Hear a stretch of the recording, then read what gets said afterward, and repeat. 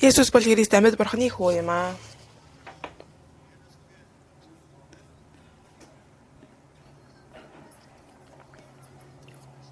Хідээж зогсохгүй, хідээж давтагдчихгүй. Ингээд тэр хариултуудыг өнөөдрийн номлолыг та бүхнийг авна гэж итгэж байна. Өнөөдрийн номлын гарчиг бол Есүс Христийн удирдах түүх гэсэн байгаа.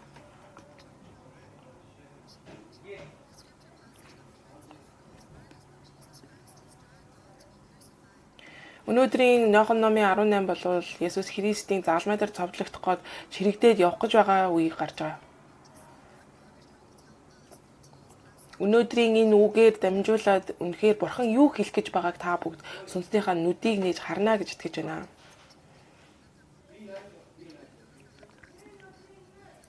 Итгэгч хүмүүс итгэлийнхаа амьдралыг нүдээ анж явдаг хүмүүс гэж байдаг бол бас нүдээ хаагаад явдаг хүмүүс гэж байгаа. Хүмүүс болохоор энэ дэлхий дээр яаж нүдээ захирахыг сурсан тэр чигээрээ амьдарцгаадаг. Гэвч итгэгч хүмүүс, христчэн хүмүүс тийм ээ өнөөдөр бид нэр өөр нүдийг онгойлгож харж явах хэрэгтэй. Тэр сүнсний нүд үргэлж онгорхой байх ёстой.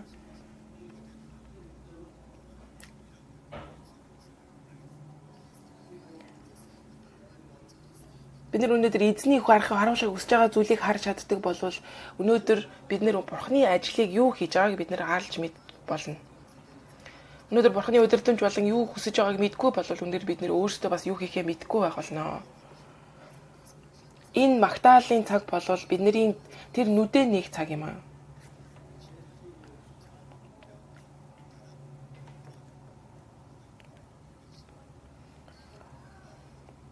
Тэр үед бидний сүнсний нүд онгойж Бурханыг харж эхлэх болно тийм ээ. Тэгэхээр бидний тэр дуршлага бидний үзэж харсан зүйлүүдээс энэ маань ондоо байх болно.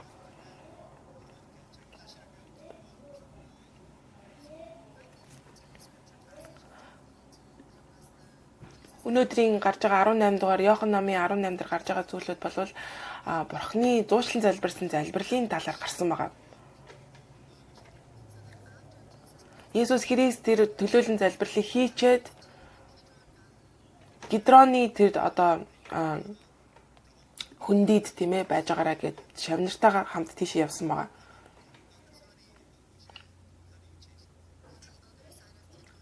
Гидроны хүндийн тал болвол тэнд тийм цэцэрлэг байсан нөгөө талд нь. Тэр нь Гидроны хүндийн цаа талд болохоор оливын чидүүн уул байсан байгаа. Тэр газар нутгийг харах юм бол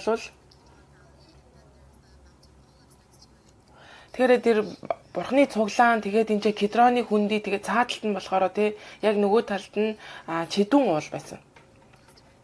Кедрон бол тийм ээ Самуэль ном дээр гардаг, хуучин гэрэн дээр гардаг, тэн дээр энэ гардаг байгаа.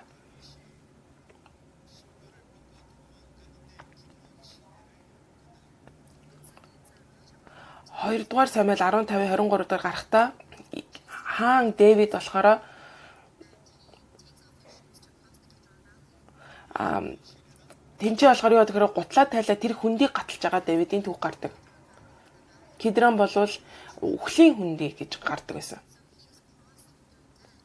Тэгэхээр энэ юу гэсэн үг вэ гэхээр Кедроны хүндийг гутлаа тайлаа гарч ирээд үхлийн хүндийг давж байгаа гэсэн байдаг.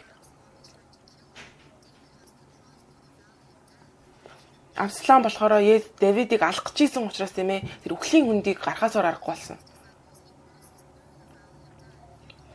Тийм учраас өнөөдөр харах юм бол Кедроны хүндийг давж гарч байгаа Есүс бол үхлийн хүндийг давж байгаа гэсэн үг. Тэгэхээр тэрний нөгөө талд нь болохоор чидүүн уул байгаа. Маш олон хүмүүс болохоор чидүүн уулыг юу гэж одоо хэлдэг вэ гэхээр амьдлалт гэж ярьдаг.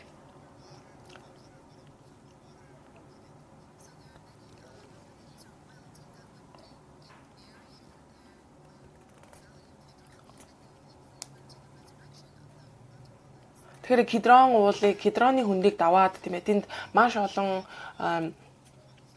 тэр одоо бэлэг тэмдгүүд байдаг л Кедрон уулыг даваад явж байгаа нь болохоор амьдлалтын чиг рүү явж байна гэж ярьдаг байгаа.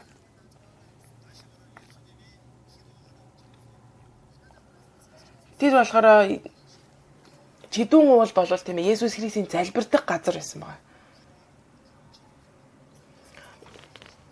Энэ чидүүн уул болвол тийм ээ Есүс Христ завнараа дагуулаад тэнд маш олон удаа тэнд залбирах гэж очиж исэн газруудын нэг байгаа.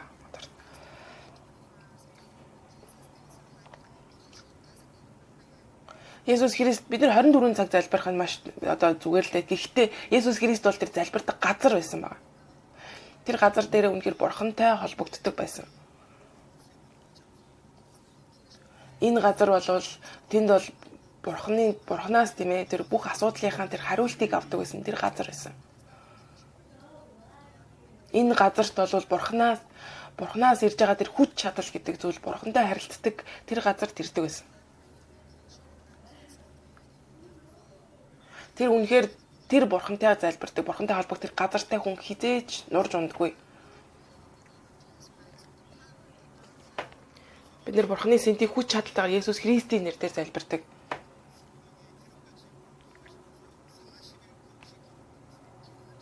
Есүс Христ өөрийнхөө тэр үйлчлэлийг хийхээс өмнө 40 хоногийн турш мацаг барьж залбирсан байгаа.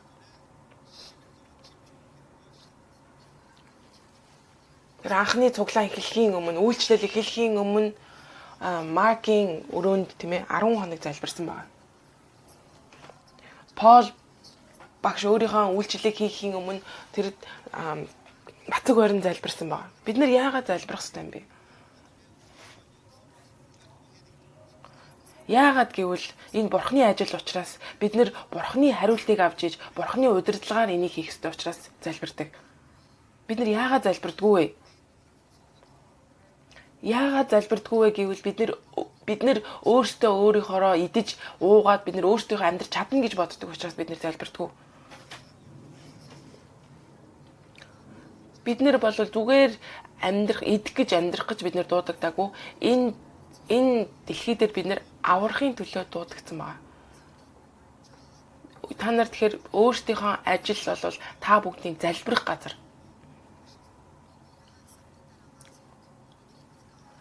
Тэгэхээр Бурхантай харилцдаг тэр газартай байх хэрэгтэй. Есүс Христ өглөөрт босоод Бурхан Аавтайгаа залбирдаг байсан байна. Өдөрт нь үргэлж өдрийн туршид хамт байдаг байсан байна. Тэр үйлчлэлээ хийж байхдаа хүртэл Бурхантай хамт байсан. Орой болоход ч мөн адил өдөржингөө болсон тэр зүйлүүд дээр үнэхээр төвлөрөн тэрийг байран Бурханд шүн залбирдаг байсан байна. Түүний өдрийн амьдрал нь бол залбирлаар дүүрэн өдөр байдаг байсан.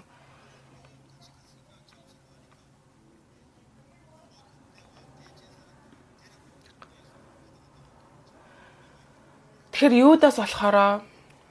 Искариотын Юдас болохоор энэ газрыг чидүүн уулнаар залбирдгийг маш олон удаа явж мэдсэн учраас тэгэхээр тэр Есүс шав нартайгаа олон удаа уулздаг байсан л түүнийг урвсан яваад энэ газрыг мэдээд тэр захирагч тэр хүмүүсийг энэ газар авчирсан байна.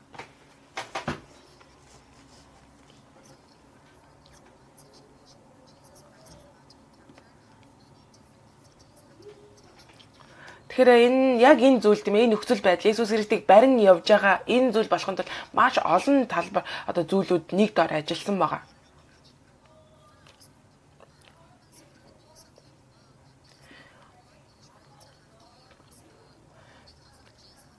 Тэгэхээр энэ ч Израиль цэргүүд хамт ирсэн ба. Яагаад гэвэл юдачуудыг энээс болоод маш их үүмээс хамаан үүсгүй гэдгээс болоод Ромын цэргүүд хамт ирсэн байгаа энд.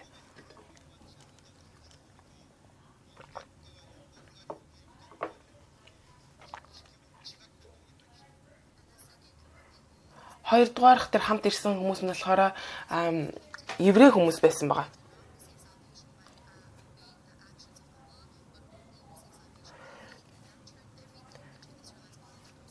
Тэгэхээр юудэ хүмүүст юу гэж хэлсэн бэ гэхээр та нар үйлсээрээ аврагддаг юм биш ээ тий. Та нар сайн үйлс хийгээд ингэснээр аврагддаг юм биш харин та нар бурханд итгэлээр надад итгэлээр аврагддаг юм а гэдэг зүйлээс болоод энэ хүмүүс итгэж авсан бүх зүйлүүд нь өөрөөсөө 360 эргэсэн байгаа.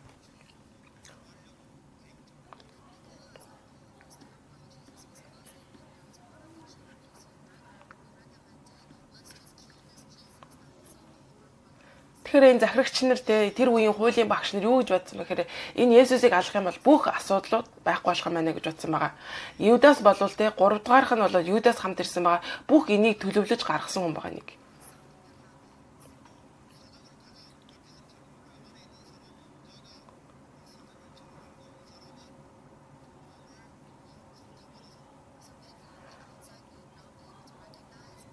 Гадна байгаа хүмүүс нь мэдгүй л дээ. Тэгэхээр яг дотор нь байсан хүний хувьд Юдас болвол үнэхээр тэр мөнгөнд дуртай тийм мөнгийг өнгөр маш их шуналтдаг тийм хүн байсан байгаа.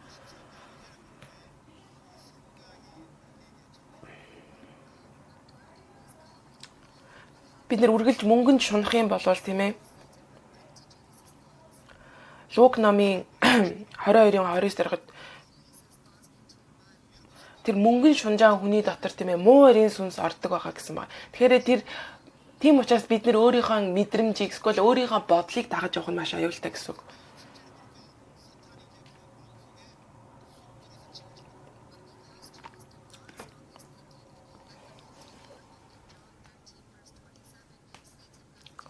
Сатан түүний дотор орсон гэж Иохан номын 13:27-оор Юдас талхыг амагцаа сатан түүний дотор орвоо гэж байгаа. Тэг хийх зүйлж байгаа зүйлээ хурдан хий гэд Иесус тэгж хэлсэн байгаа. Тэгэхээр муурын сүнс Юдасын дотор тэр үед орсон байгаа. Бид нэр итгэлийн амьдралаараа амьдарч байгаа үедээ энэ сүнсний зүйлүүдийг ойлгохгүй болвол бид нар маш олон зүйлийг алдаж байна. Энэ бол бидний бодол байгаа. Бидний бодол бол үргэлж тийм ээ мөнгө гэд мөнгөнд одоо бүр дондсон байх юм бол муурын сүнс тэрүүгээр ажиллаж эхэлдэг. Тэрнээсээ болоод бид нэр зүрх сэтгэлийн шарахтай болж эхэлдэг. Сатан тэр шархуудыг ашиглаж улам мөлөөх биднийг хянж эхэлдэг. Сатан бол яг энэ зүйлээр нь дамжуулаад амьдралынхын туршид энэ үнийг яг зарц шиг удирдах ирдэг явдаг.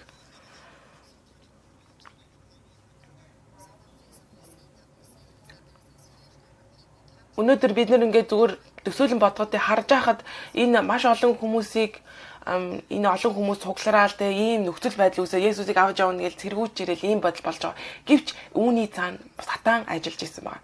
Тийм учраас бид нэр сүнсний нүдэрээ яагаад энэ нөхцөл байдал болж байна гэдгийг бид нэр харж чаддаг байх хэрэгтэй юм аа.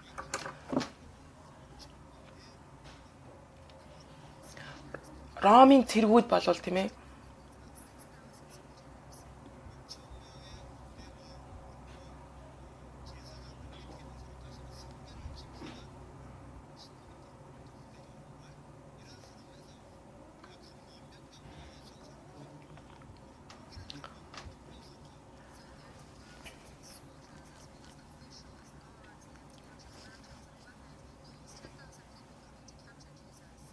тэгэхээр энэ ч болохоор Ромын цэргүүд гэж маш олон мянган цэрэг байсан байгаа. Түүний одоо хэсэг хувь нь болох гэж ингээ бичигдсэн байгаа хгүй хэдэн хувь нь. Тэгэхээр энэ ч 10 мянгаад хүн тийм ээ тэр official одоо захирагчид, хуулийн багш нар, цэргүүд гих 10 мянгаад хүмүүс болоод Есүсийг хэрэгцдэг барих гэж ирж байгаа хгүй энэ ч бол.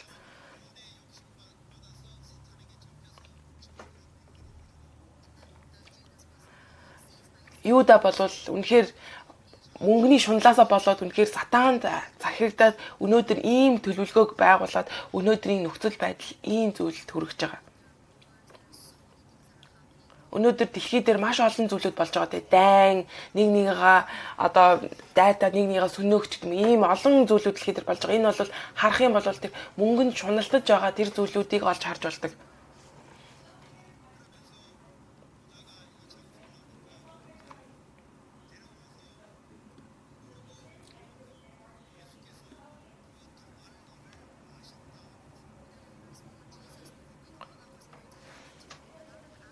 Яахан 4-р 18-ын 4-ийг харах юм бол үнэхээр Есүс энэ болгож байгаа зүйлүүдийг мэдэж байсан гэж байгаа.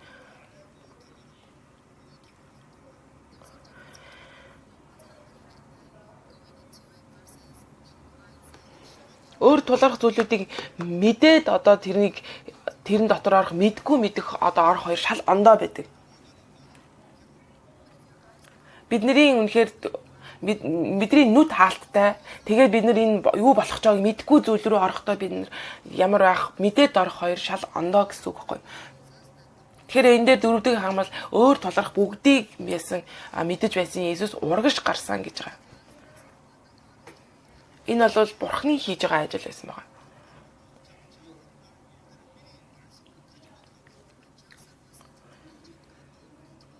Йосеф бол тийм ээ Египт рүү явах үед нь юу болохыг одоо Йосефт хэлж өгсөн байна.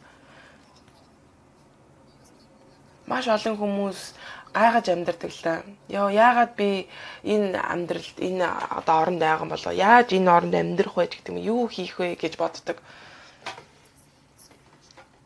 Тэгэхээр үнэхээр харж чадахгүй байгаа учраас маш хэцүү байдаг.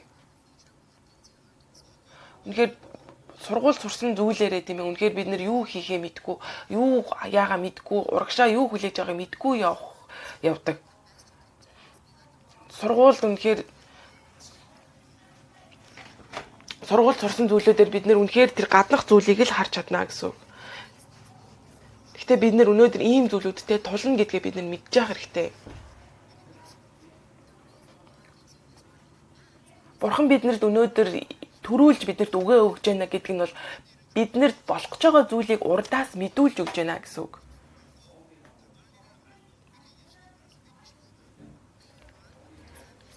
Тэгээ дараагийг нь харах юм бол дагалдагч нар тийм ээ өөрөө өөртөө үйлчлэлийг хийгээд явахдаа тийм ээ маш олон тэр одоо хүнд зүйлүүдтэй тулдаг баг. Гэвч тэр хүмүүс өмнө нь мэдчихсэн учраас тийшээ явсан байгаа. Ягаад гэвэл Есүс аль хэдийн энэ дагалдагч нар ийм зүйл болохыг тэр шавнартаа зааж өгсөн учраас. Тэгэхээр бид нэр мэдэх хэрэгтэй. Энэ сайн мэдээ гэдэг зүйл бүх үндэстэн бүх хүмүүст хүрнэ. Тэгээд Бурхан Йошуад хэлэхдээ тийм ээ зүүн тишээж баруун тишээж бүү хазаа шууд урагшаа явах хэрэгтэй гэж хэлсэн байна. Тийм учраас тэгж явж аж Канаан нутагт хүрнэ гэсэн байна. Есүс Христ дахин амьсныхаа далаа дахин амьлаа шавнартаа хэлсэн байгаа. Энэ сайн мэдээг бариад дэлхийн хязгаар хүртэл яваа гэсэн байна. Тэр өвдсөн байгаа, өвчлсөн байгаа, муу арын сүнсэнд автагдсан байгаа тэр зүйлүүдийг хүмүүсийг эдгээ, авралыг өг зараа гэж хэлсэн байна. Энэ зүйлүүдийг болохыг мэдчихсэн учраас хэлсэн байна. Энийг мэдгүйгээр үнэхээр үтгэлийнхаа амьдралыг хичээж ингэж амьдрах юм бол бидний нүд хаалттай байна гэсэн үг ээ. Дэвид бол өөрийнхөө хаан болохыг мэдчихсэн байгаад хаан Саулд ч гэсэндээ яаж өмнө нь хөөгдөж тийм ээ яаж зовхооч гэсэн мэдчихсэн байна. Тэгэхээр өөрийгөө ирээдүйд хаан болно гэж мэдчихсэн болохоор тийм ээ одоо болж байгаа тэр зовлон зүдгүүр тэр нуугдаж байгаа одоо нуугдаж амьдарч байгаа ийм зүйлүүд нь ерөөсөө тэр хүнд тийм хэцүү байгаагүй.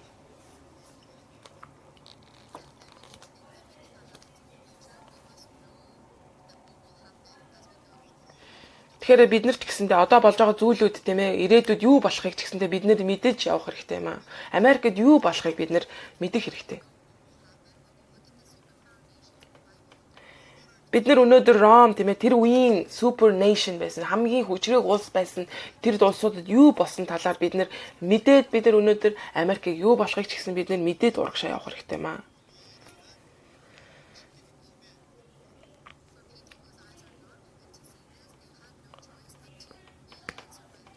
Энийг мэдгүй байвал тийм ээ энийг мэдгүй явж байгаа хүмүүс бол ямар два нэгэн зүйл болоо тэдний мэдгүй байсан зүйл нүүрнийх нь өмнө тулаад ирэхэд бид нэр энэндээс урд нь бид нэр сөхрөн унана.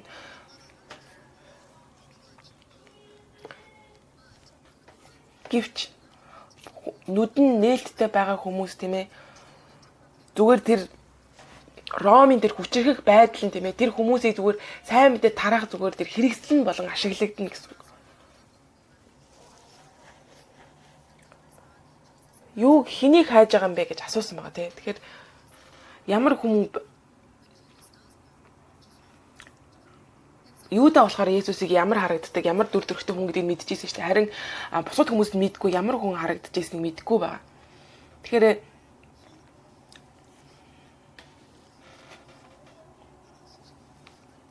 та нар хэнийг ирнэхэд тий түн Назарын Есүсийг гэж хариулах Есүс тэр чинь би байна гэсэн байна.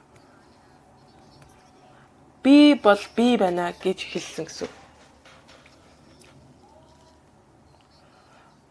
Бурхан ганцаархнаа тийм ээ ганц биеэрээ тэгж одоо биетээр оршин байдаг нэгэн гэсэн үг. Йохова God бол би бол би юм аа гэсэн байгаа гэж хэлсэн байдаг.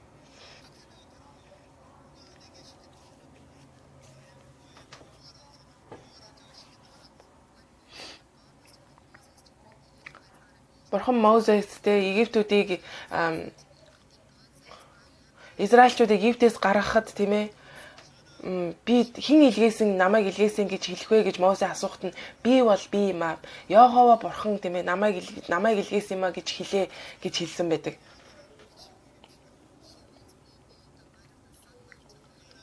Хүмүүстэй хүн төрлөختөн гэдэг бол нарны гэрэл хэрэгтэй байж иж тэр агаар дотор амьсгалж иж бид нар амьдардаг. Бид нар идэж уух зүйлтэй байж иж бид нар амьдардаг. Тийм учраас бид нар энэ зүйлгүйгээр тийм ээ амьдарч болохгүй бид нэр хүн төрлөختөнтэй хүн байгаа. Бүтээл байгаа.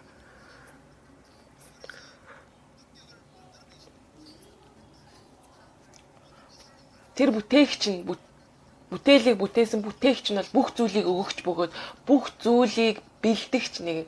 Тэр бүтээл дотроо оршин байдаг тийм ээ. Би бол би юм а гэж хэлсэн байгаа.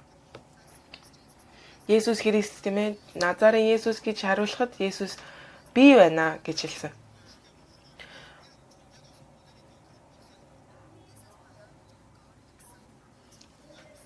Яг энэ бол тийм ээ бурхан өөрийгөө илэрхийлж байгаа зүйл. Тэгэхээр би бол би байгаамаа гэж үнэхээр өөрийгөө илэрхийлж хэлж байгаа юм тийм ээ. Би үнэхээр ганц үгээр л энд байгаа бүх хүмүүсийг дуусгаж чадна гэж байгаа юм. Тэгэхээр Есүсийг тэдэнд байгаа би байгаа юмаа гэхэд ухарч унцгаав. Есүс та нар ирнэ вэ? Та нар хэнийг ирнэ вэ гэж асуухад Назарын Есүсийг гэлээ. Есүс хариуд би чинь би байна гэж би та нарт хэлсэн гэж байгаа. Есүс энэ юу гэж Есүс Христ энийг харах юм бол тийм ээ үнэхээр чирэгдэж авч яваагүй байгаа. Энэ бол өөрийнхөө хүслээрээ өөрийнхөө сайн дураараа явсан гэж байгаа.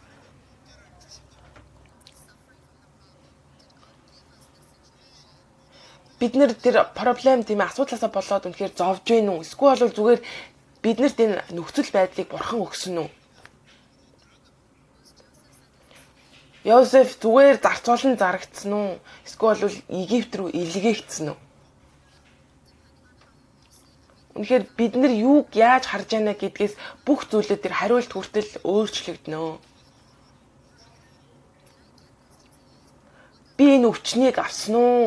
Энэ өвчнөөс олж зовж ийн эсвэл энэ өвчнөөр дамжуулж бурхан юу хийхийг хүсэж байна вэ?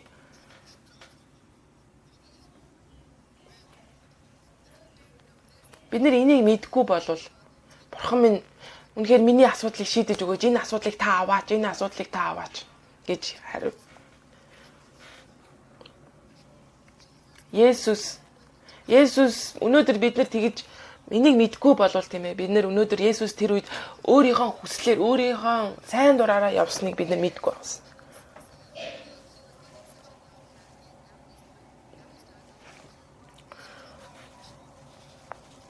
Тэгэхээр хүмүүс зүгээр харал та тий янз бүрийн юм яриад байсан. Одоо болохоор ингээд чирэгдээд аваачаад одоо цовдлуулах гэж гэх байсан байхгүй юу? Бидний өнөөдөр юмыг яаж харж ийна гэдэг тэр орчуулгаас болоод тийм ээ бүх зүйл өөрчлөгддөг. Бид нар өнөөдөр энэ нөхцөл байдлыг харахтаа бидний харах нүдний харах зүйл өөр байдаг.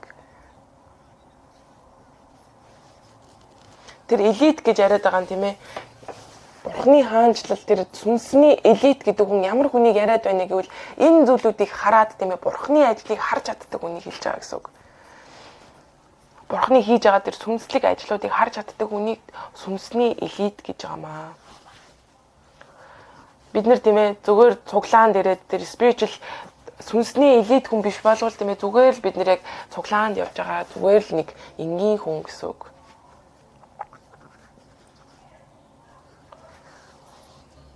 Яг Юдас Искариотын Юдас тийм ээ энэ зүйлийг хийснийхаа төлөө мөнгө авсан байгаа ш тийм ээ. Энэ мөнгөний төлөө мөнгөн шуналтыг тийчээд мөнгөөч хэрэгжилж чадахгүйгээр тэр амиа хорлоо дуусж байгаа амьдрал байгаа. Өнөөдөр дэлхийн амьдрал гэсэнд ийм зүйлүүдийг бид нар маш олон харж байна. Мөнгө бол мөнгө боловч тийм ээ бидний харж байгаа тэрийг хүсэж байгаа зүйл нь өөр байгаа байхгүй. Тийм учраас бид нүдээ нээж тийм ээ тэр мөнгөөр дамжуулаад бурхны ажил хийгддэг юм а гэдгийг бид сүнслэг нүдээрээ нээж харах хэрэгтэй. Бид энэ мөнгөөр дамжуулж бид идэж амьдардаг. Хинхээр ихтэрч ивэл үнэхээр бурхан тэрийг зогсоож чадна.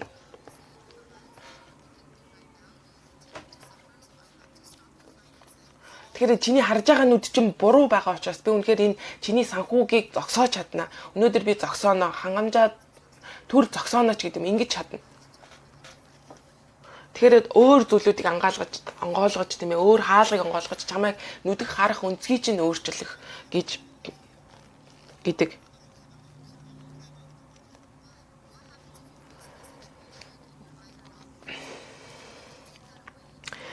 Бид нөхцөл байдлаа тулгарлаа гэж бодъё. Тэгээд бид энийг сүнсний нүдээр харж чадахгүй те. Энэ нөхцөл байдлыг үнэхээр минь бурхан минь зайлуулж өгөөж, холдуулж өгөөж гэж залбирах юм бол бид тэр хариултуудыг авч чадахгүй.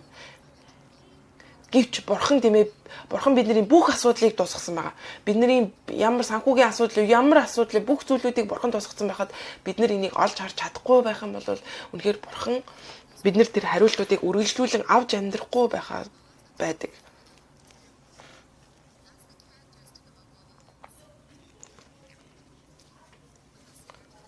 Сүнсний элитүүд бол маш өөр. Бурхны хаанчлал болвол бидний зөрүүд байдлаас болоод ингээд явдаг зүйлч биш. Сүнслэг элит гэдэг хүн болвол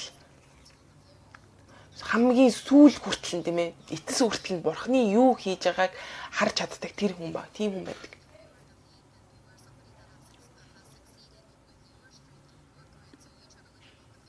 Зүгээр энгийн элит хүн болвол тийм ээ хүн өөрийнхөө хүчээр тэр амжилтанд хүрсэн, өөрийнхөө хүчээр тэр зүйлүүдийг олж авсан тийм үү. Бурхны ажилд ямарч хамааралгүй өөрөө амжилт олсон хүнийг хэл. Бид эцсүртлээ тийм ээ бурхан юу хийж байгааг бид мэддэг тэр сүнсний элитүүд байх хэрэгтэй.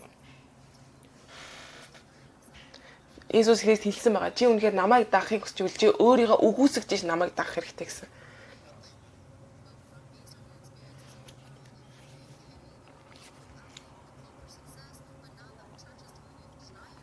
Энэ дэлхий дээр чи өөрийнхөө амжилтыг олмоор байл чи өөрөө хичээж хагаад өөрөө дээр нь гараа гэж яриад байдаг. Гэвч өнөөдөр Есүс хэлсэн чи өөрийгөө үгүйсэг гэж байгаа. Энэ юу гэсэн үг юм бэ? Үнэхээр тэр бид тэгэнгүүтээ энэ чи шал ондоо шүү дээ. Би үнэхээр тэгээ зомооргүй байна шүү дээ тий. Тэгмээргүй байна гэд миний үзэлтэй нийцэдгүй тэр нь.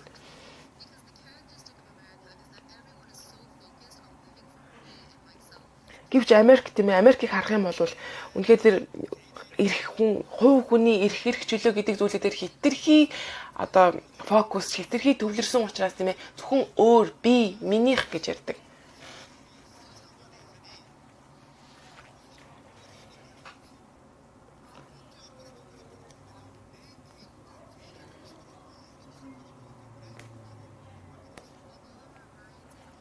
Бидний эрх чөлөө гэдэг зүйлүүд бурхнаас дотроос гарч ирэх ёстой байтал бид Америкийн индивидуализм буюу тийм ээ тэр хувь хүний эрх чөлөө гэдэг зүйлүүдээр төвлөрөөд ирэхээр энэ бурхны зүйлүүдээс маш ондоо учраас бид энэ зүйлүүдтэй ингээд зөрчилдөж эхэлдэг.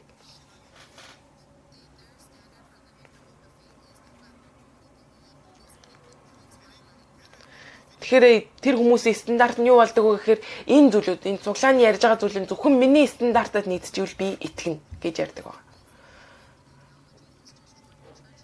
Тийм учраас тэр Америкийн үзэл санаа гэдэг зүйл өнөөдөр Америкт байгаа юм сүн цуглааныг дуусгаж байгаа, нураан унгаж байгаа. Өнөөдөр Америкт хөгжиж байгаа те үнэхээр тэр мундаг цуглаанууд бол зөвхөн тэр өөрийн хувь хүний хөгжил, хувь хүний тэр амжилтын талаар маш их ярьдаг. Тэр тэр цуглаанууд тийм ээ зүгээр тэр байшин дээр үнэхээр цуглааны тэр загалмайг ингээд тавьсан байгаа боловч тийм ээ тэр цуглаан дотор бурхны ажил биш харин өнөөдөр тэр хуу хүний шунлыг гүйцэтгэх тэр хуу хүний амжилтын талаар ярьдаг. Тэр болвол үнэхээр хуурамч үтэн болчихж байгаа байхгүй юу? Үнэхээр хуурамч үтэнтэй амьдрах мал хизээч тэр бурхан доторх амар амгалан аз жаргалыг олж чадахгүй байгаа. Хүмүүс тийм ээ цуглаанд явдаг хэрнээ, сүм цуглаанд явдаг хэрнээ сэтгцийн асуудалтай болж байгаа хүмүүс зөндөө байгаа. Яагаад гэвэл энэ сүнсний асуудалтай маш олон хүмүүс байгаа. Сүнсний асуудал гэдэг зүйл үнэхээр эмчид очоод им уугаад идэгдэг зүйл биш. Энэ бол тийм ээ сүнслэг орчинд болж байгаа. Тэр муу харийн сүнсний хийж байгаа ажил учраас гаднах тэр бие махбодын зүйлүүдээр хизээж эдгээгддэггүй. Тийм учраас бид нэр өнөөдөр сэтгцийн мэдрэлийн асуудлаас болон тэр домтолт гэдэг асуудалтай бид нэр нүүр тулж эхэлж байгаа.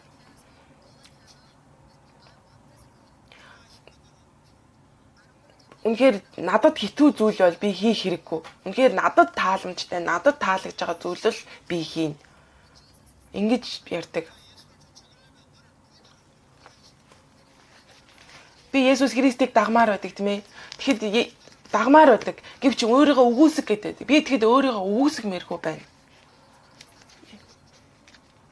Тэгэхээр яагаад гэвэл энэ улс үндэстэн надад ингэж үзүүлж байгаа учраас, ингэж үлгэрлсэн учраас. Чи өөрийнхөө бодолтой тийм ээ. Гэхдээ чи загалмайг дагах хэрэгтэй. Өөрийнхөө загалмайг үүрээд дагах хэрэгтэй гэж байгаа. Гэвч өнөөдөр бид нэр итгэлийн амьдралаа яавж явж байна. Маш олон хүмүүс итгэлийн амьдралаа би Есүс Христийг нэг хиймээргүй байна тий. Би өөрийнхөө тэр загалмай хүнд замаар ямааргүй байна. Би үнэхээр тэр амар замаар нь ямаар байна гэдэг.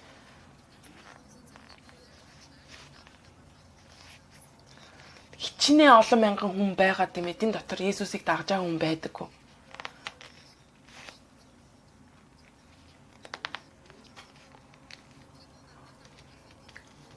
Өөрийнхөө итгэлийн амьдралыг мөнгөний төлөө явж байгаа бол эцэст нь ямар зүйл болдог вэ гэвэл тэр мөнгнөөсөө болоод өөрөө амиа хорлоо дуустдаг. Яагаад гэвэл сатан ингэж удирддаг учраас.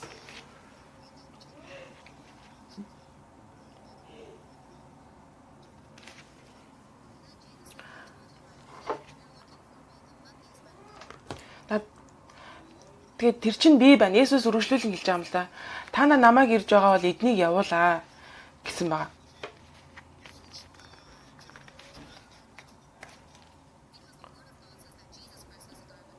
Тэгэхээр яагаад гэвэл бурхны үг хэлсэн байгаа л да тий. Үнэхээр Есүс Христ загалмай дээр цовдлогдож өнгөрнө гэсэн болохоос шавнартайгаа хамт цовдлогдно гэж юусоо гараагүй байгаа.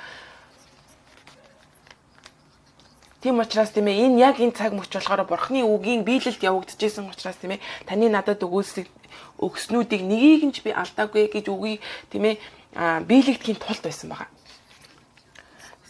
Тэгсэн чинь Симон Петр болохоор элдээ суглаад тэрүүн дахилчийн зарцын баруун чихлийн тас тавьсан байна.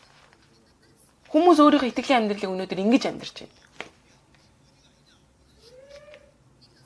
Яагаад гэвэл тэр хүмүүсээс тий би өөрийнхөө багшийг тийм ээ өөрийнхөө эзнийг би үнэхээр хамгаалж гин гэд тэр нь зөв биш гэж үү? Тэр нь зөв штэ гэж амьдардаг. Есүс тэгсэн чинь элдээ хуунд нөхий эцгийг надад өгсөн аягаас би уухгүй гэж өгсөн байгаа. Тэр нь юу гэсэн үг вэ? Би энийг хийх ёстой гэж байгаа гэсэн. Яагаад чи бурхны ажлыг зогсоох гээд байгаа юм бэ?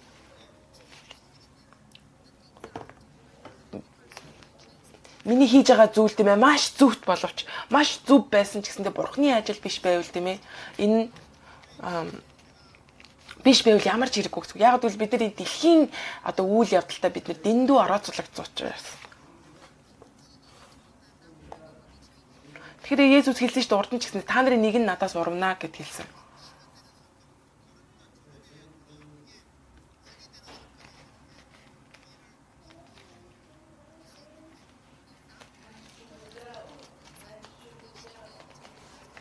Бурхны үг тийм ээ.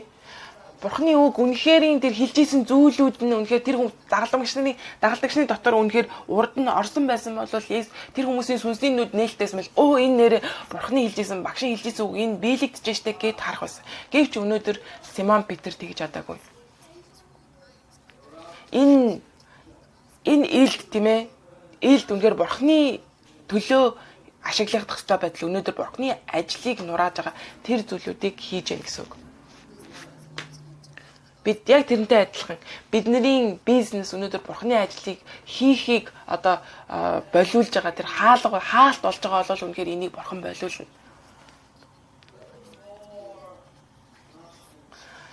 Үнэхээр бидний ажил дотор бурхны ажил хийгдэхгүй бол бидний хийж байгаа өдөр тутмын ажил бурхны ажил байхгүй бол энэ үнэхээр ямар ч тэр хийж байгаа талбарт ямар ч ад жаргал байхгүй байна гэсэн үг. Бидний сүнсний нүдтэй бурхны хийж байгаа ажлыг харахгүй байх юм бол бид нэр дэлхийдээ нийцэн амьдарч байна гэсэн үг.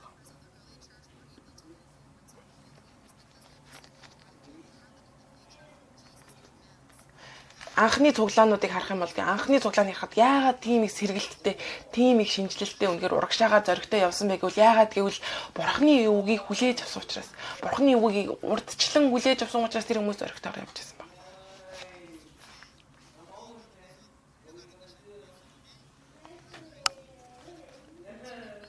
Тэгэхээр Есүс Христ өнөөдөр Есүс Христ тэр хүмүүст баригдаад явж байгаа нь бол чирэгдээд яваагүй тийм ээ, өөрийнхөө хүслээр явсан байна.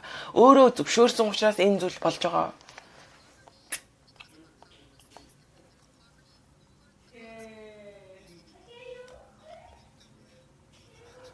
Үнэхээр өөрөө хичээхгүйгээр тэр ядуурл гэж байдаг. Харин өөрөө албаар ядуу байж тэр өөрийн сонгосон ядуурл гэж байдаг. Яг Пол тийм ээ. Үнэхээр өөрөө ядуу байсан тэр сонголтыг хийж сайн мэдээ тараахын тулд өөрөө байсан байгаа. Бүх зүйл надад ядуу байсан ч аян байсан ч би үнэхээр бүх зүйл хангалуун байдгаа гэж хэлсэнтэй адилхан.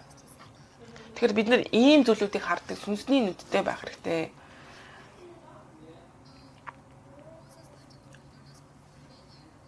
Мозе болохоор тэр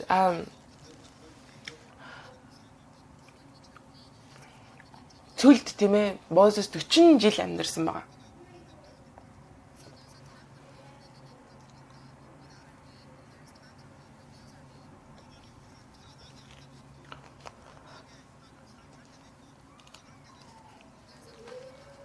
Тэр бурхны цаг хугацаа гэж байдаг тийм. Бурхан биднийг төрөх цаг гэж байхад биднийг авч явах цаг гэж байна. Бидний амжилттай явах цаг гэж байхад бас амжилтгүй байх ч цаг байх болно.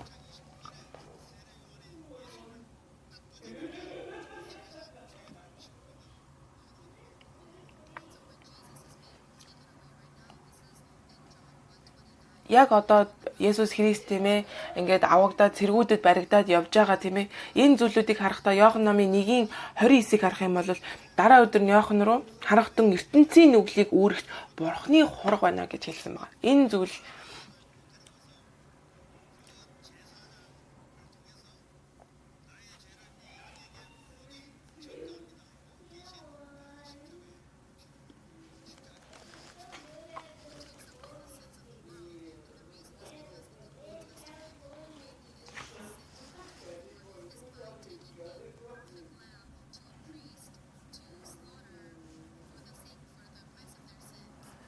хуучин гэрээнд тийм ээ тэр цусыг урсгаж тэр ямар ч гим нүгэлгүй хургийг авчир түүний цусыг урсгаж нүглээ намжилдаг байсан болвол тийм ээ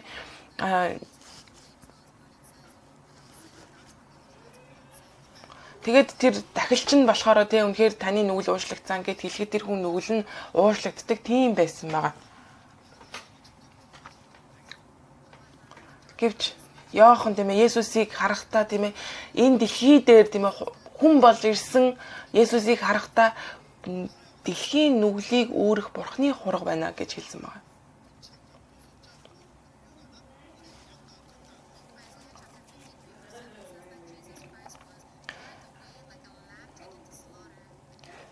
Исая ном дээр гарахтаа тий яг үнэхээр одоо алуулах гэж байгаа тэр хураг шиг явдана гэж гарсан байна. Зүгнэж хэлсэн байна.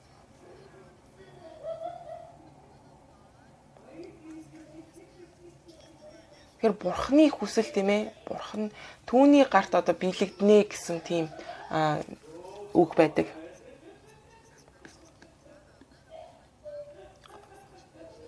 Энэ бол Есүс Христийн яг энэ цэргүүдэд баригдаад явж байгаа тийм ээ, загалмай руу явж байгаа энэ бол Бурхны алдрын төлөө, Бурхны баяр хөөр тэнд байсан гэж хэлж байгаа. Гарч байгаа гэсэн үг.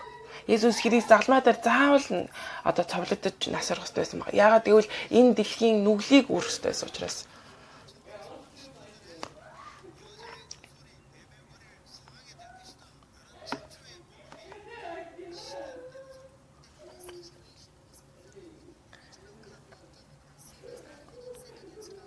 Энэ бол бүр анхны тийм ээ амлалт Бурхны авж байгаа тэр амлалт Бурхны амлалт байгаа тэр биелэгдэхийн төлөө байсан байгаа. Үнэхээр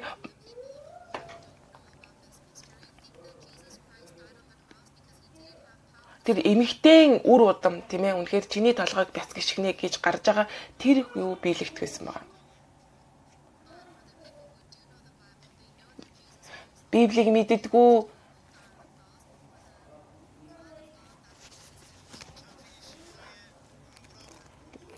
хүмүүс нь энийг юусоо олж хардггүй. Яагаад гэвэл энэ Есүс Христ өөрийнхөө хүслээр яваад тийм ээ Бурхны баяр баясгалын төлөө Бурхны хүслийг биелүүлэхийн төлөө өөрөө сайн дураараа явсан юм а гэдэг зүйл энэ дээр гарч ирж байгаа.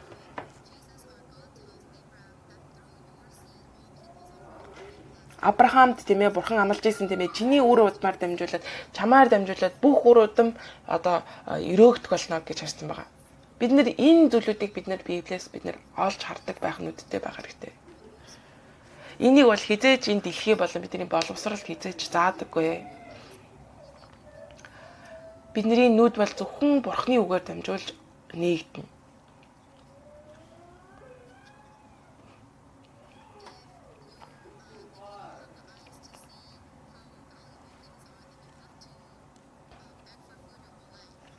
Бид нэр зүйлүүдийг тийм ээ үн цэнийг нь мэдгүй байх юм бол байгаа зүйлийнхаа үн цэнийг мэдгүй байх юм бол бид нэр өөрсдөө тэр хоолны төлөө бид нэр гуйлга гуйх хэрэгтэй бол.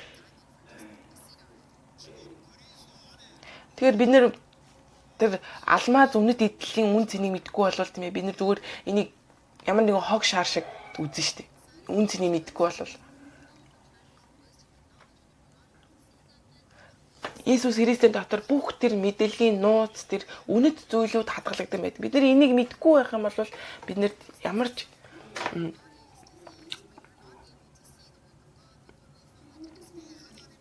бидний өнөөдөр энэ болж байгаа нөхцөл байдал өвчин зовлон гэдэг зүйлүүд тийм ээ нөхцөл байдлуудаа дамжуул Бурхан юу хийж байгааг мэдэхгүй бол бид нар өөрсдөө тэндээ зовсоор байх болно.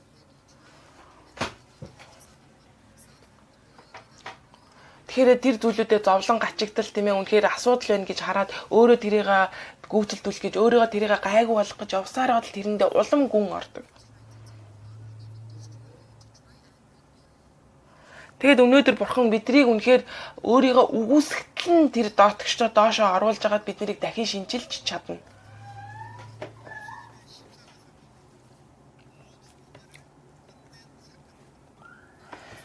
Тэр үнэхээр биднэрт бол энэ аль хэдийн болсон зүйл тийм ээ өнгөрсөн болоод өнгөрсөн зүйл.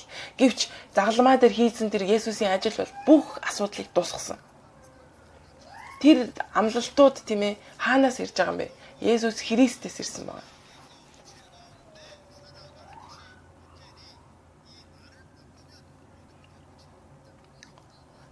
Жинхэнэ асуудал бол бид нэр Бурхныг мэдхгүй байсан. Би өөрөө өөр дээрээ төвлөрч амьдарч исэн, нүгэлдээ живж амьдарч исэн тэр зүйлүүд бол жинхэнэ асуудал. Хэрвээ машин асуудалтай байх юм бол тийм ээ тэр мотороо солиод шинжилэхэд болно. Тэр өөр зүйл хийх хэрэггүй.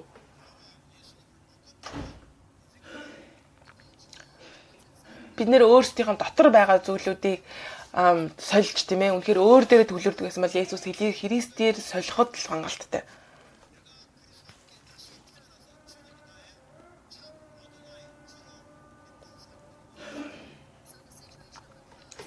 Тэр загалмай дээр болсон зүйл тийм ээ тэр нөхцөл байдал болвол тийм ээ Есүс Христ цавдлах би өнөөдөр тэнд Есүс Христтэй хамт цавдлагдсан бөгөөд одоо Есүс Христ сүнсээрээ надтай хамт миний дотор байгаа гэсэн. Адонай гэдэг бол эзэн Бурхан гэсэн үг.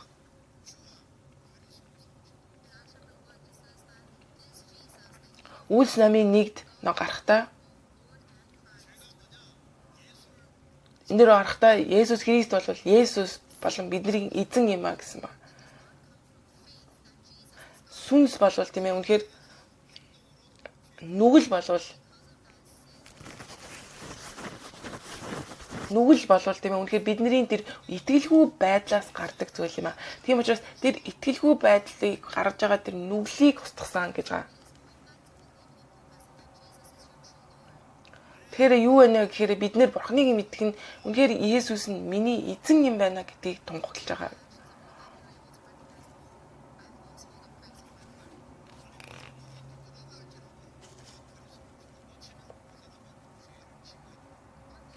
Тэгэхээр нөгөө талаар нь харах юм бол тийм ээ бид нэр маш зөвхт амьдраад миний үйлс зөвхт байлаа гэж бодъё.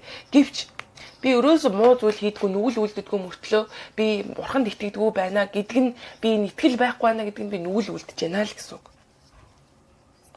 Тийм учраас энэ яг энэ нөхцөл байдлаар дамжуулан өнөөдрийн болж байгаа энэ Библийн ишлэлээр дамжуулаад өнөөдөр бид нар Есүс Христ тэр нүглийг дуусгасан маамаа итгэлийг надад өгч байна гэсэн үг. Тэгэхээр бүх эрх мэдлийг бид нэр бүх өөртөө байгаа эрх мэдлээ бид нэр Бурханд өгөх хэрэгтэй.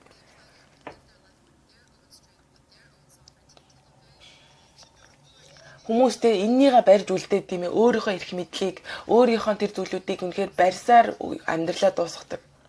Тэгэхээр тэр амьдрал нь маш хэцүү тэр өөрөө хийх ёстой тэр нөхцөл байдлууд өөрөө давж гарах ёстой тэр зүйлүүдээр амьдарсаар байгаад дуусдаг.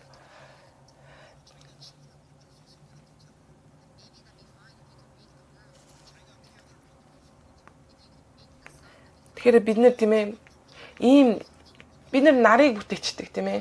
Үнэхээр бид нэр өөрсдийнхөө гэрийг хаан тусыг байгуулцдаг. Үнэхээр дэлхийн ертөнцийг бүтээчдэг. Тийм чадвартай байсан бол хамаагүй тий.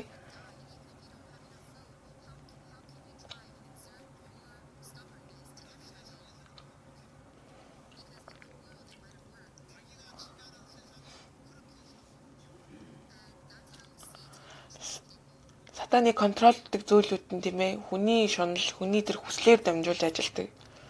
Тэгэхээр үнэхээр Бурхны тэр зүйлүүдээс шал эсэргээрээ байдаг гэсэн үг.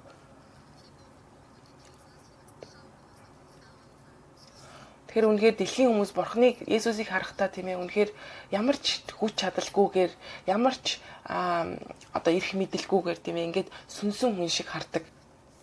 Гэвч үнэхээр сүнсний тэр элитүүд тийм ээ энэ зүйлүүдийг харахтаа тэр амлалтыг биелүүлж байгаа Бурхны хүү байгаа. Үнэхээр бид нэр тэр сайн мэдэн яаж итгэж мэдэж байна гэдгээр дамжуулаад бид нэр өнөөдөр нөхцөл байдлуудыг бид нэр хардаг.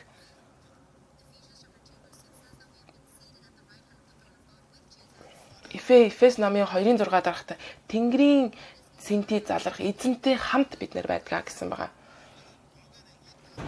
Тэгээд Бурхан Христ бидний Христтэй хамт амьлуулж Христ дотор Тэнгэрийн ертөнцид суулгасан байгаа гэж байгаа. Тийм учраас тийм ээ миний ард тал бол үнэхээр Тэнгэрийн ус учраас би өнөөдөр юунаас ч айх хэрэггүй байх ёстой. Миний хүсэл биелэгж байна гэдгийг таны хүсэл хийлэгж байна эзэн минь ээ. Яагаад гэвэл Бурхан эзэн миний эзэн учраас.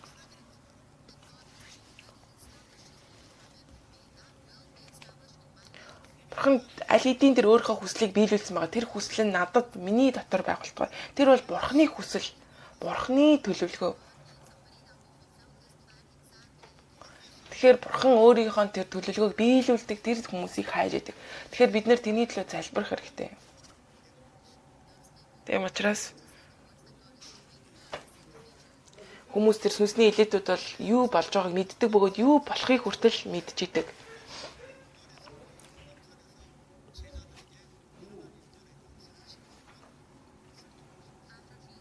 Есүс Христ загламай дээр цовлогдоод 3 хоногийн дараа дахин амьлаад чидүүн уулан дээр 40 хоног шавнартаа тэр хаанд усын тулаа тайлбарлсан байна. Энэ дэлхийн зүйл миний арт тал биш ээ, тий. Энэ мөнгө гэдэг зүйл миний тулгуур биш ээ.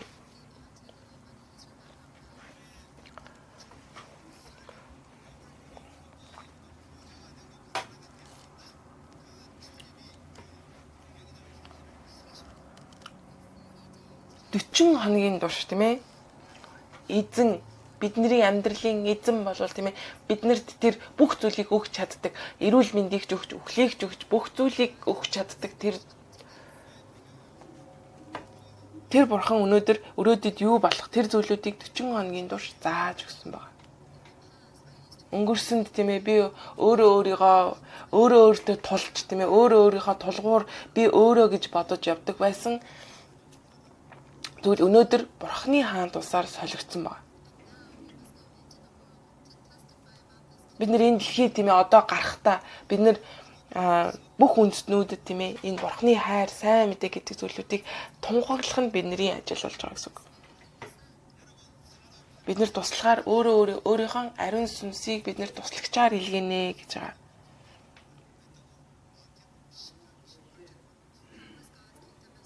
Бурханы хаан тус миний ажил дээр яаж байгуулагдах вэ? Ариун сүнс тийм ээ ирж тэр газар талбай дээр байгаа тэр ажлын талбар дээр байгаа тэр муу ариун сүнсүүдийг хөөн явуулж бурхны хааншил байгуулагддаг.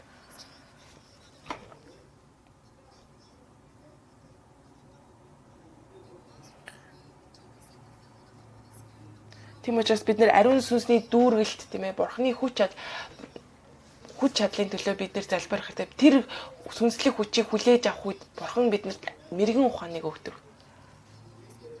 Тэр мэрэгэн ухааныг авахд бидний сүнс дахин шинжлэгддэг. Тэгэхээр бид нэр өнөөдөр тэр дотор бид нэр санхүүгийн тэр одоо чөлөөт байдлуудыг хүртэл хүлээж авч байдаг. Мэдээж бурхны мэрэгэн ухаан бидний хийж байгаа ажил дотор бурхан байх үед тийм хинч надтай өрсөлдөж чадахгүй. Мөнгөөрөөч санхүүгээрээч бид нэр өрсөлдөх хүн болно гэсэн үг.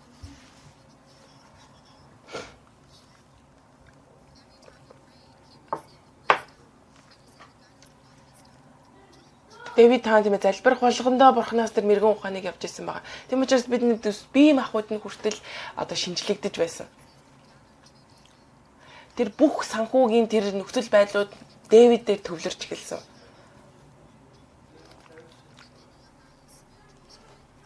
Тэрний өмнө бол тийм ээ тэр сүнсний хүч чадал явдаг. Үнэхээр хүнд найдах хэрэггүй тийм ээ. Бид нэр өөрсдөө ч найдаж хэрэггүй.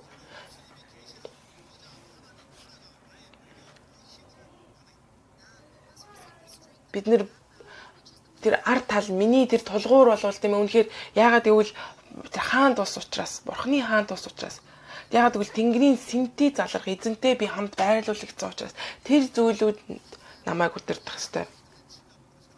Тихгүйгээр тийм ээ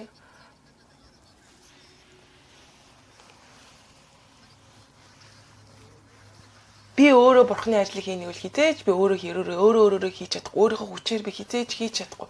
Хичнээн их мөнгөтэй байсан ч бурхны ажлыг би хичнээн их мөнгө төгрөгтэй байсан ч хийж чадахгүй. Яагаад гэвэл энэ бурхнаар хийгдэж байгаа зүйл биш учраас.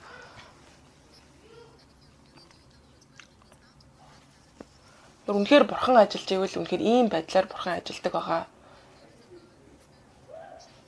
Бурхан болвол тийм ээ ямар ч худал хуурмаггүй нэгэн. Бурхан бол үнний бурхан байгаа.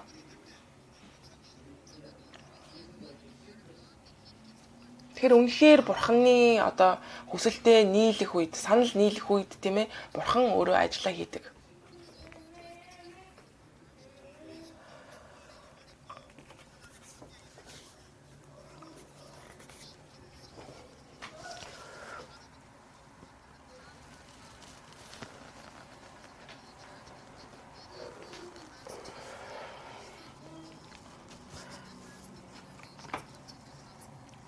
Тэгэхээр Үлс номын 2-ын 9-11-ийг харахад бол маш олон одоо энэ сүнсний хүчийг аваад анхны цуглаан маш том болж эхэлж ирсэн. Тэгэхэд маш олон үндэсний хүмүүс бурхны үгийг сонсохоор цугларч ирж ирсэн гэж гарч ирж байгаа.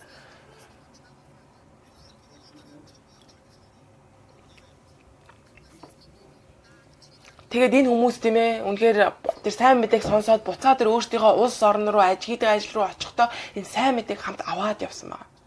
Тэгэхээр тэр газар нь өөрсдийнх нь амьдралын талбар дээр, ажлын талбар дээр энэ зүйлүүд тунхаглагдаж эхэлж байгаа гэсэн. бид нэр үнэхээр тэр өөрийнхөө бизнесийг сайн хийгээд сайхан амьдрах гэж тийм ээ өөрийнхөө бодолд хязгаарлагдан амьдрахад үнэхээр энд хол явахгүй.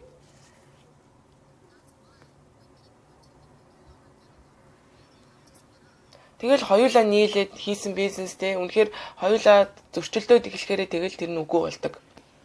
Гэвч үнэхээр бурхны үгийг дагаж явж байгаа нэг нь тэгэнгүүтээ үнэхээр бурхны төлөө явж байгаа өөр хүмүүсийг надтай холбож өгдөг.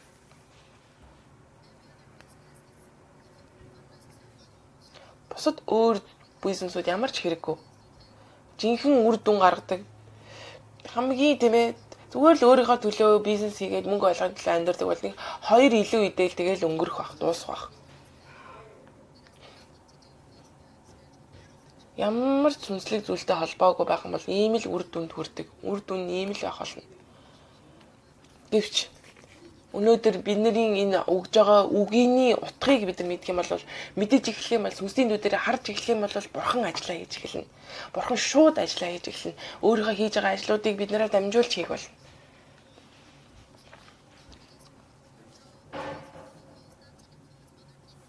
Тэгэхээр үнэхээр энэ ажлыг аваад явах үед юм миний ажлаар дамжуулаад энэ миний ажлын нөлөөллөөр дамжуулаад олон хүнд хүрэх болно. Йозеф, Дэвид, Даниэл энэ зүйлүүд яг ийм зүйлүүд адилхан зүйлүүд энэ хүмүүсийн амьдрал болсон байгаа.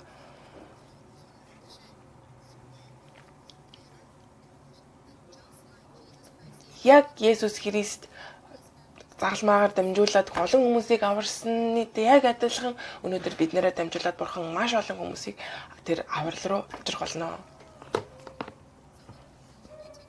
Тэгээд дүгнээ тарахад тийм ээ өнөөдөр бүтэнсэ өдөр авж байгаа энэ мессежээрээ үнэхээр энэ мессежээрээ дамжуулан 7 хоногийн турш залбирч энэ үгэн дээрээ төвлөрч энэ үгээ бид нэр барьж 7 хоногт явах хэрэгтэй. 7 хоногийн өдөр болгон бид нэр энэ үгийг барин залбирах хэрэгтэй.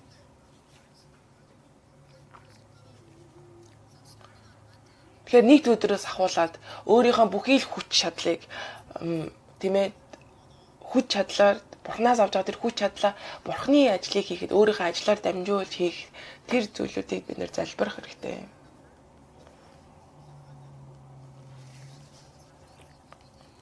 Өдөр болгон түүхийг хүн бичдэг юм биш харин Есүс Христээр бичигддэг. Тийм учраас өнөөдөр сүнсний дүүдээ нээж өнөөдөр энэ зүйлүүдийг харна гэж найдаж байна. Өнөөдрийн үгээ бариад хамтдаа залбирцгаая.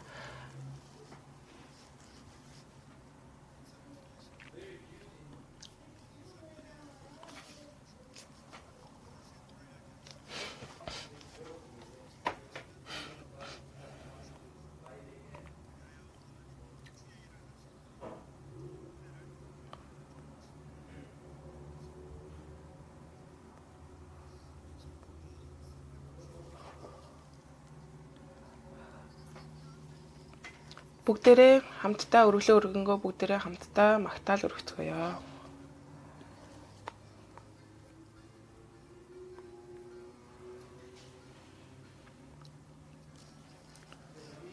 Magnesium body absorb vitamin D, both ashwagandha and I will need 2 boxes.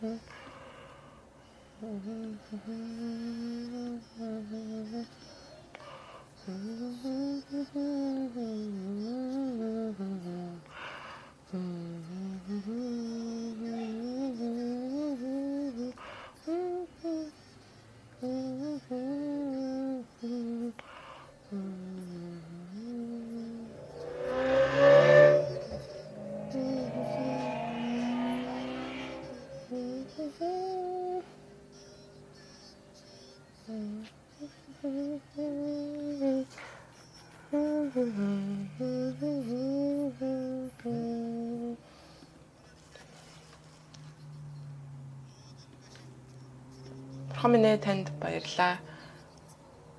Ингээд бүх зүйл Бурханаас ирдэг юм аа гэж бид нэр тунхаглаж байна. Бид нар материалын зүйлүүдээ үнэхээр өргөл болгон өргөж байна.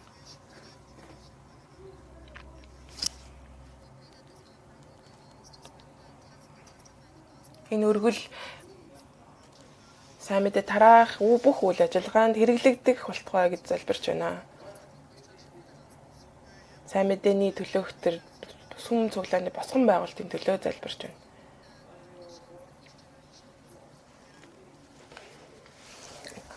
Сайн мэдээ тараах ажил болон тэгээд хойч үеүүдийн бүхий л үйлчлэлүүдэд хамгийн санаар хэрэглэгдэнэ гэж итгэж байна.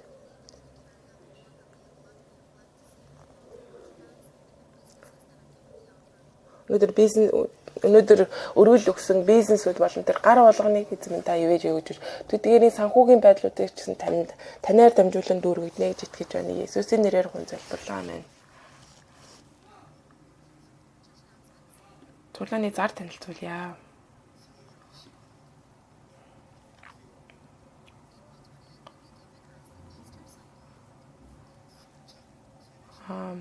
Түрүү сарын 20 бол Истер өдөр гэж бид нэр тоглосон байгаа.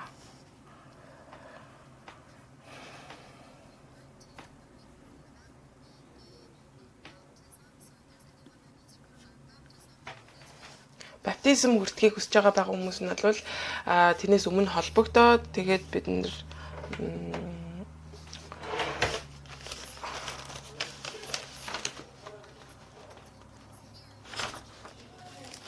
verse 7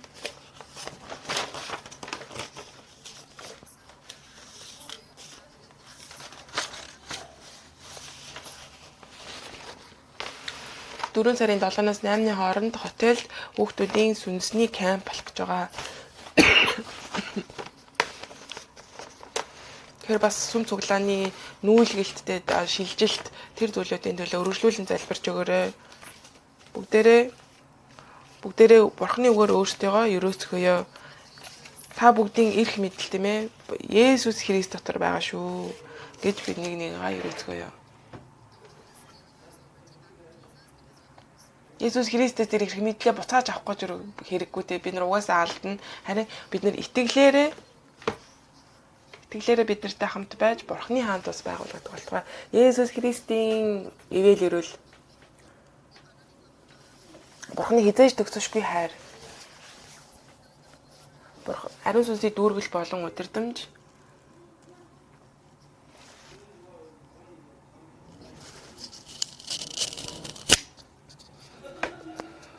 Бурхны хүмүүс болон Бурхны бүхий л хүмүүс болон түүний Бурхан дотор байгч түүний эрх мэдэл